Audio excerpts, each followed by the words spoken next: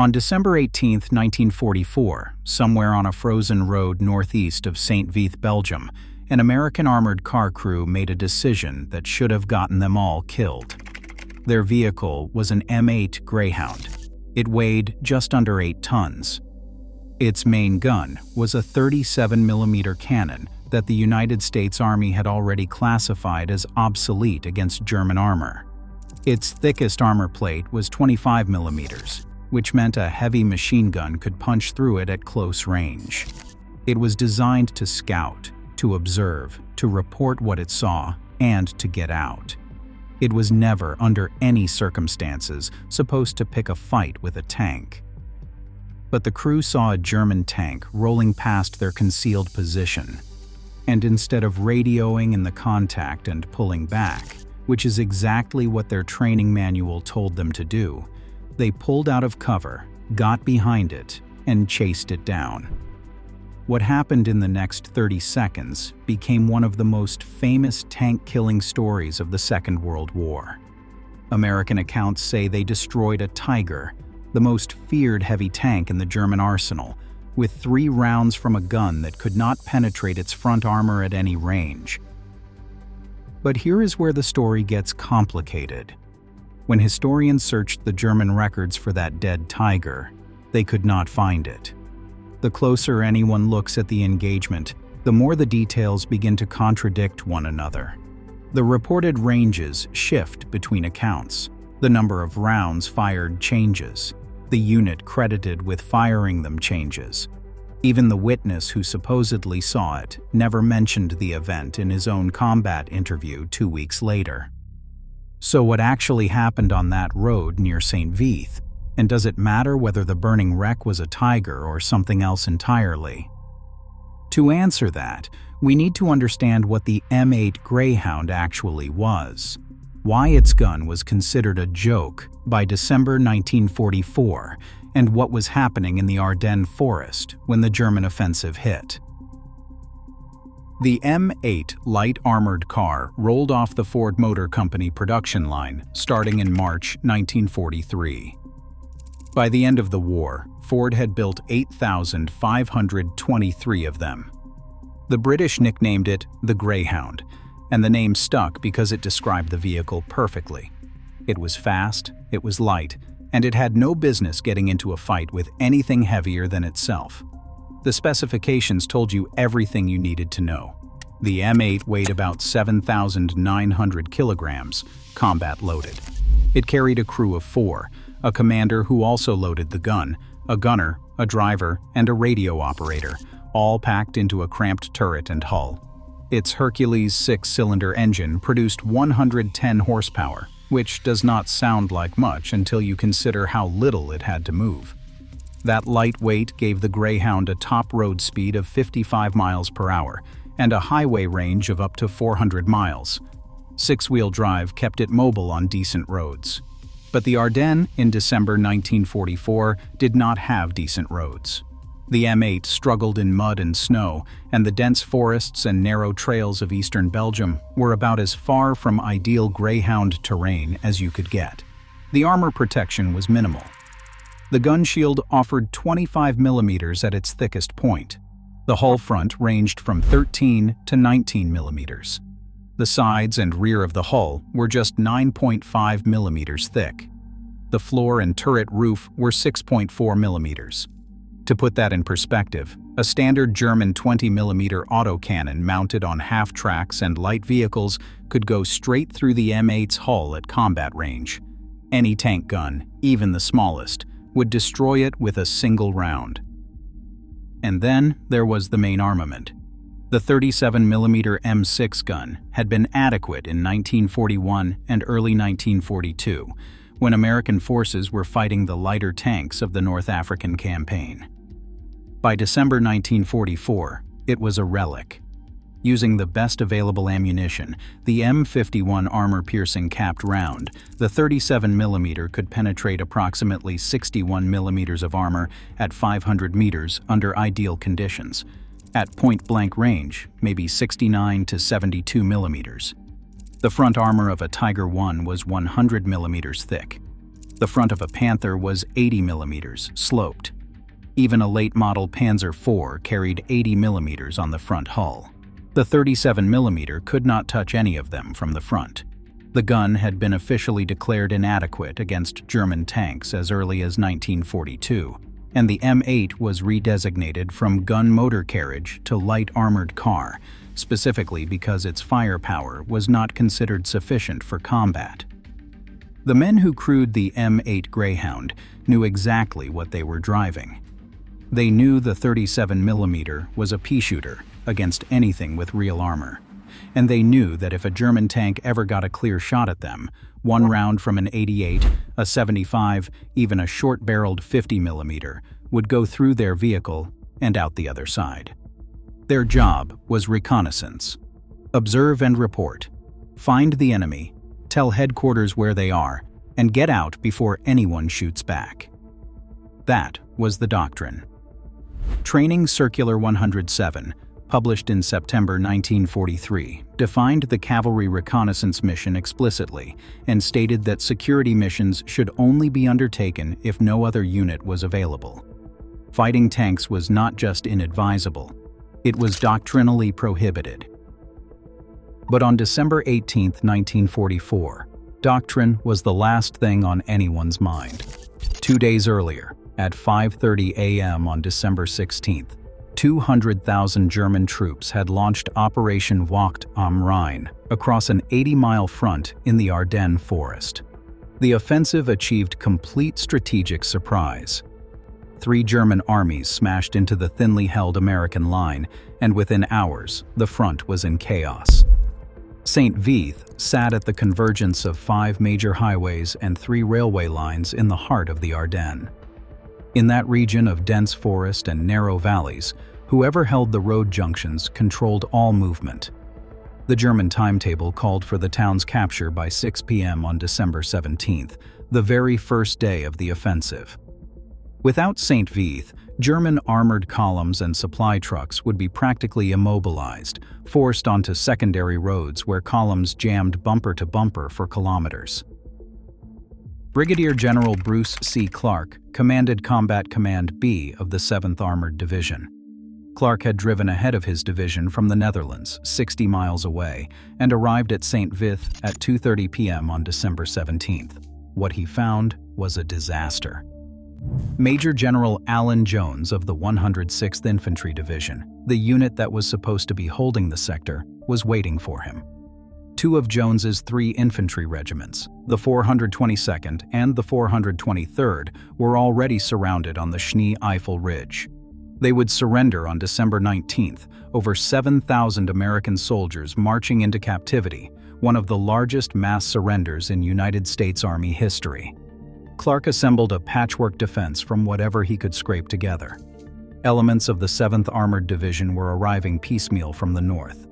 Remnants of the shattered 106th Division, engineers, artillerymen fighting as infantry, and headquarters troops were pressed into the line.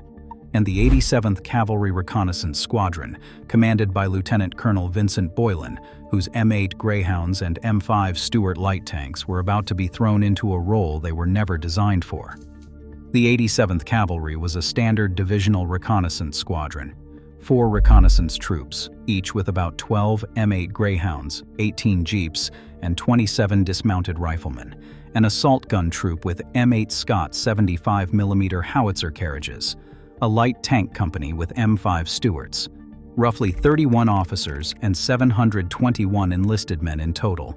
Their equipment was built for speed and stealth. Now they were being asked to hold a defensive line against German infantry divisions supported by assault guns and armor. Now, the engagement itself.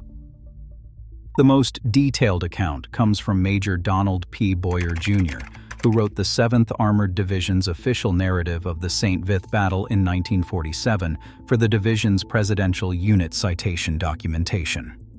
Boyer attributed the story to Captain Walter Henry Anstey, commanding Company A of the 38th Armored Infantry Battalion, who supposedly witnessed the whole thing. According to Boyer, the M8 had been sitting in a concealed position near the boundary between Troop B of the 87th Cavalry and Company A of the 38th Armored Infantry, northeast of St. Vith, along the road to Schönberg. Around noon on December 18th, a German tank, identified as a Tiger, approached the American line at right angles, moving along a trail parallel to the front. As the Tiger passed the armored car's position, the M8 slipped out of cover and accelerated up the trail behind it. The German tank commander spotted the M8 and began frantically traversing his turret to bring the main gun to bear. It became a race. The Americans were trying to close the distance so their 37mm gun could penetrate the Tiger's thin rear armor. The Germans were trying to swing their 88mm gun around before the Greyhound got behind them. The M8 closed to 25 yards. The crew pumped 3 rounds into the rear of the tank in rapid succession. The Tiger stopped and shuddered. There was a muffled explosion. Flames billowed from the turret and engine ports. The armored car reversed back to its position. It is a magnificent story. It has been taught at the United States Army Armor School at Fort Knox. It appears in military education curricula at the Command and General Staff College at Fort Leavenworth. Museums display it alongside their M8 exhibits.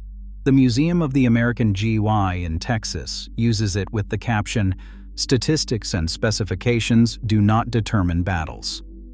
But there are problems, serious ones. Because Boyer's account is not the only version of what happened that day, and the other versions do not agree with it. Troop E's morning report from December 18th, the earliest known written mention of the incident, states that an M8 attached to Troop A, not Troop B, knocked out 1 Tiger tank. That puts the vehicle in a different unit and a different sector entirely. Lieutenant Arthur Olson of Troop D, in a combat interview conducted on January 8, 1945, described what appears to be the same event, but with completely different details. In his version, an armored car opened fire on a German tank at a range of 800 yards, not 25 yards. 2 rounds hit the tank in the rear, not 3. And the German crew evacuated their vehicle rather than being killed in a catastrophic explosion. And then there is Captain Anstey himself, Boyer's sole named eyewitness. When Anstey sat down for his own combat interview on January 2, 1945, just 2 weeks after the engagement supposedly happened right in front of him, he made no mention of it whatsoever. Neither Troop B's morning report nor the 87th Cavalry Reconnaissance Squadron's after-action report, written by Colonel Boylan himself, mentions the engagement. Boylan's 1946 letter to Major General Hasbrouck, which detailed the 87th Cavalry's actions at St. Vith in considerable depth, also omits it entirely. The crew of the M8 has never been identified by name in any known source. This is not entirely surprising. Troop B of the 87th Cavalry was virtually destroyed in the days that followed. Captain Robert J. Stewart, Troop B's commander, was wounded on December 20th and evacuated by ambulance. He was killed when the ambulance was ambushed by a German tank. All 3 of Troop B's remaining officers were captured. By December 26th, only 48 enlisted men from the entire troop had survived. If the crew was killed or captured before anyone wrote down their names, those names are gone. So what do all the accounts actually agree on? One thing. On the 18th of December 1944, an M8 Greyhound from some element of the 87th Cavalry Reconnaissance Squadron knocked out some kind of German armored vehicle near St. Vith. Everything else, including the unit involved, the firing range, the number of rounds fired, the identity of the target, and the dramatic details, changes depending on who is telling the story. And that brings us to the biggest question.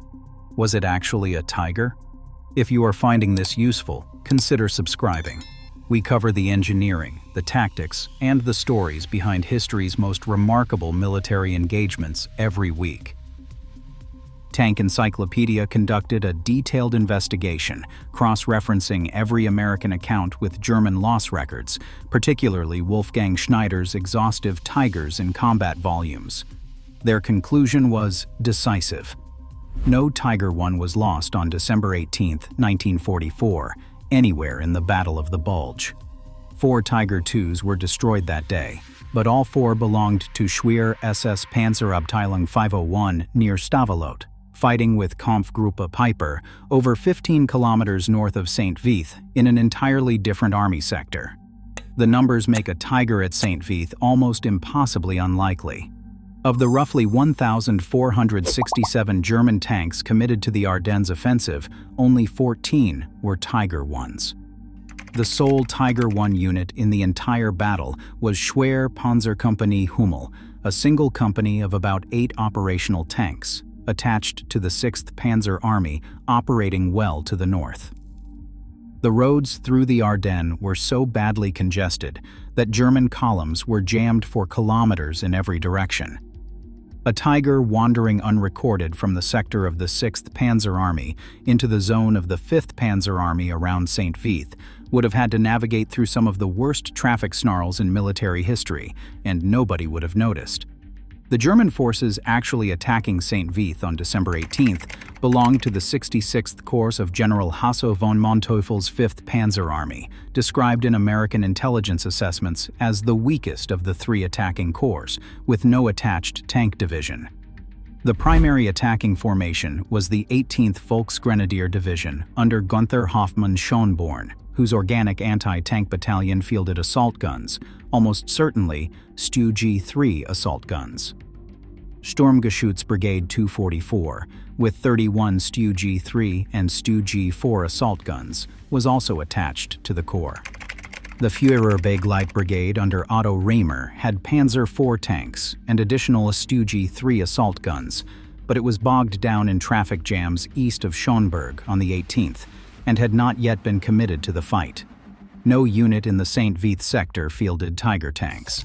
Not one. The phenomenon of Tiger fear was well documented across every Allied army. In Normandy, virtually every German tank encountered was reported as a Tiger. Field Marshal Montgomery felt compelled to issue reassurances that Allied forces had nothing to fear from Tiger and Panther tanks. Tigers made up roughly 4% of total German armored vehicle production, 1,349 Tiger Walrus tanks out of nearly 45,000 armored fighting vehicles manufactured during the war. Yet Allied after-action reports would suggest they were on every road and behind every hedgerow. The Panzer IV was a frequent source of confusion. Late-model Panzer IVs carried a long-barreled 75mm gun, Scherzen side skirt armor, and a boxy profile that could look very much like a Tiger through smoke, fog, or the adrenaline of combat. A Stu G3 assault gun, low and tracked, could be reported as a tank and inflated to a Tiger in the retelling. On 18 December at St. Vith, low-hanging fog further degraded visibility. Under those conditions, any German armored vehicle becomes a Tiger. The most likely victim was a Stu G3 from the 18th Volksgrenadier Division's Mobile Battalion, or from Sturmgeschütz Brigade 244. The official United States Army history specifically mentions assault guns probing the American defenses east of St. Vith on that date. A Panzer IV from an advance element of the Führerbegleiter Brigade is a secondary possibility. Penetration arithmetic is where the story becomes genuinely interesting. The 37mm M6 gun firing its best armor-piercing round at point-blank range could penetrate approximately 69 to 72mm of rolled homogeneous armor plate. The rear hull armor of a Tiger Y was 80mm thick. Those rounds would have fallen 8 to 11mm short of penetration, even under perfect conditions. The only vulnerable points on a Tiger's rear would have been the 25mm engine deck, which required a plunging trajectory that is extremely difficult to achieve from ground level, or the narrow ventilation grills around the engine compartment. 3 consecutive hits through those tiny openings at combat speed would require either extraordinary marksmanship or extraordinary luck. But the rear hull armor of a Panzer IV was just 20mm. The rear of a Stu G3 was 30mm. Against either of those vehicles, the 37mm would punch through with massive excess penetration, 3.5 times over for the Panzer IV and more than double for the Stu G3. 3 rounds into an engine compartment protected by that kind of armor would readily ignite fuel lines and ammunition, producing exactly the muffled explosion and billowing flames that Boyer described. The Stug 3 is particularly interesting as a candidate because its ammunition was stored in the main fighting compartment rather than a separated turret. A penetrating round into the rear of a Stu-G could easily reach the stored shells, which would explain a catastrophic internal detonation rather than a simple engine fire.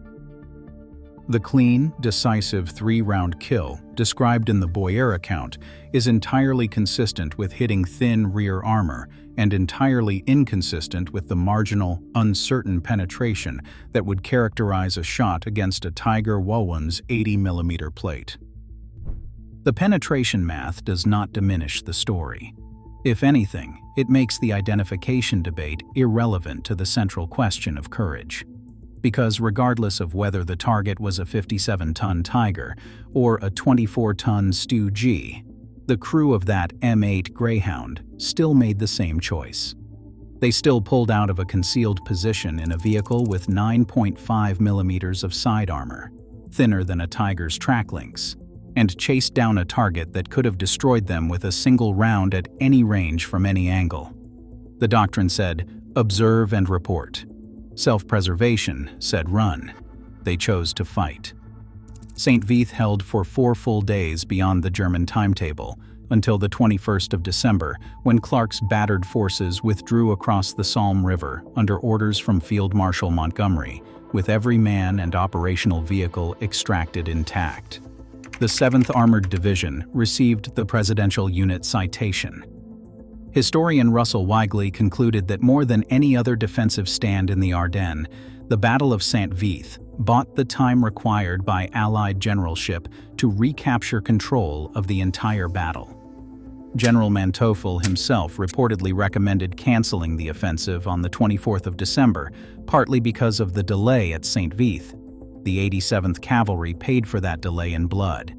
Captain Stewart was killed in his ambulance. Troop D was lost entirely at Parker's Crossroads. Only 48 men survived from Troop B.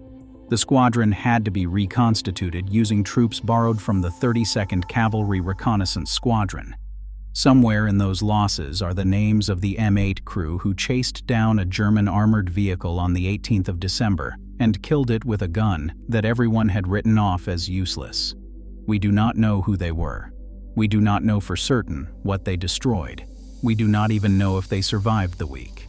What we know is this: a 7.5-ton scout car with the thinnest armor on the battlefield and a gun that could not penetrate the front plate of any German tank built after 1941 closed to within 25 yards of an enemy vehicle that outweighed it by a factor of at least 3, fired 3 rounds into its weakest point, and watched it burn.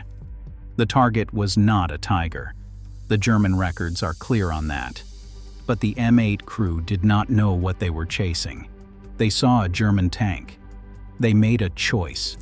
And for 30 seconds on a frozen Belgian road, a scout car with a joke gun did what no manual said it could.